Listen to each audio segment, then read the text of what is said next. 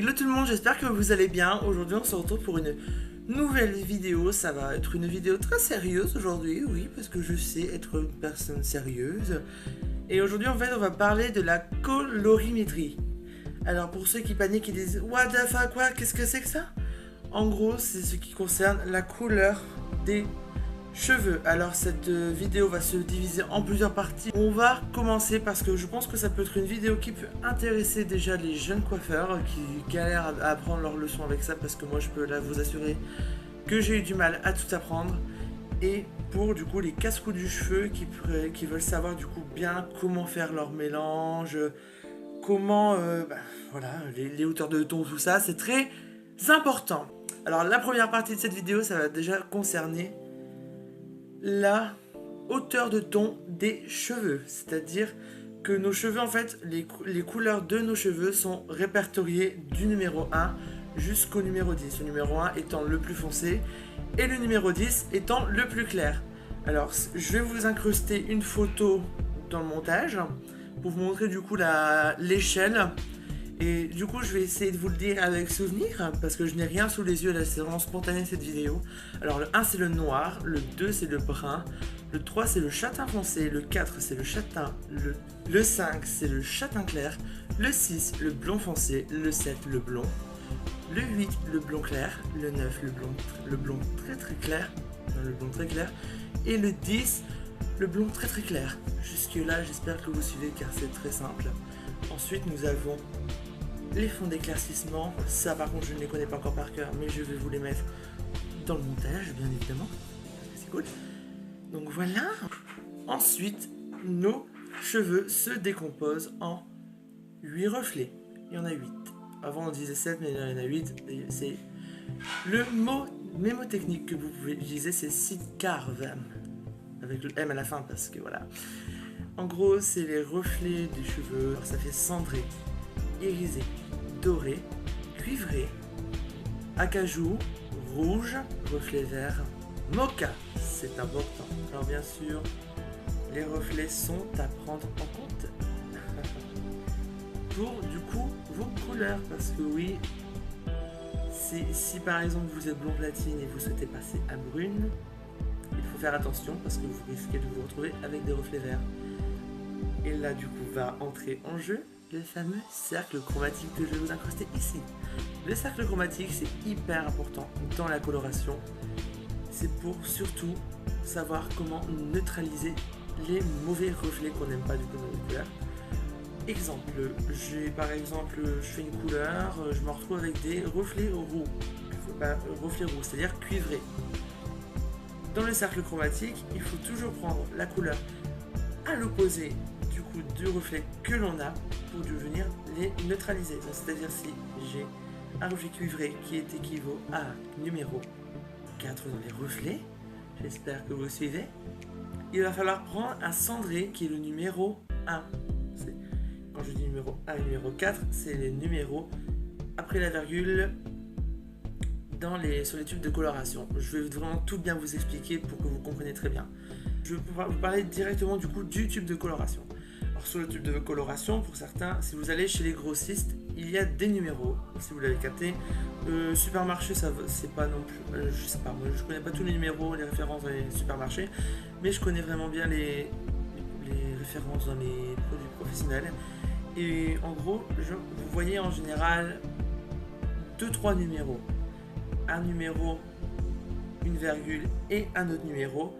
Et là, c'est là qu'il faut tout comprendre. Le numéro avant la virgule, c'est la hauteur de ton de votre coloration. Le premier chiffre après la virgule, c'est le reflet qui va être le plus important dans votre couleur.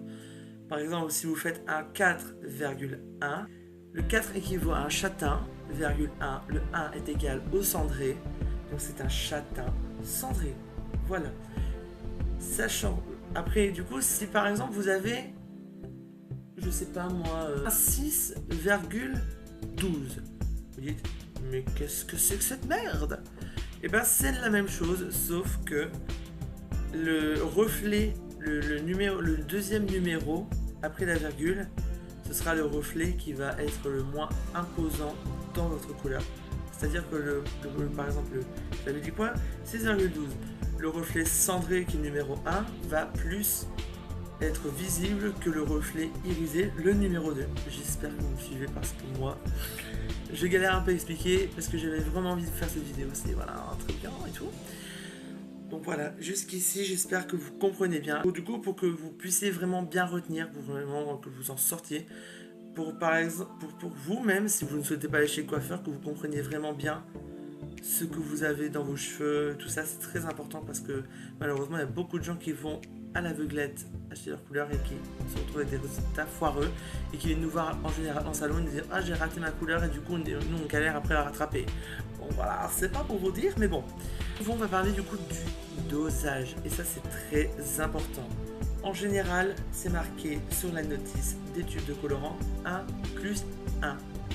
Le premier numéro, le premier 1 est équivaut au tube, à la quantité du tube de colorant. Par exemple 60 grammes, on va dire que c'est un tube de 60 grammes, il me semble que c'est chez Inoa, ça je pense que c'est ça, un tube de 60 grammes, donc c'est à dire que le premier 1 avant le plus, c'est le contenant de votre tube de colorant.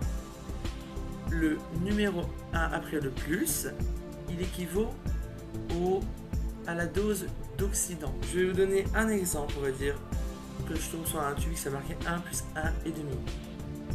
En gros, c'est très simple. Le 1, comme je l'ai dit, c'est le contenant du tube, donc on va dire 60 grammes, plus 60 grammes, le 1,5, le 1, du coup, vous prenez la quantité de votre tube de colorant, plus le 0,5, en fait, c'est la moitié de votre tube de colorant. Donc là, comme c'est un tube de 60, ça fait 30, la moitié de 60. C'est très facile, c'est de la mathématique, hein.